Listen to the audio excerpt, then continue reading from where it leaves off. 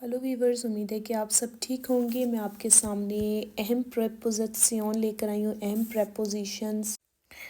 तो जैसा कि डाटिव और अकुजाटिव दोनों के लिए भी जो इस्तेमाल हो सकती है वो भी इसमें मौजूद है, और जो सिर्फ डाटिव वाली है वो भी है। जैसे कि मित, मित के साथ, ठीक है। नाख, नाख का मतलब है की तरफ और बाद में, ठीक है।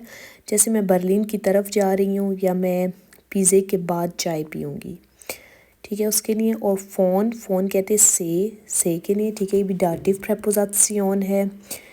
और सू की तरफ और पर के लिए भी इस्तेमाल किया जाता है।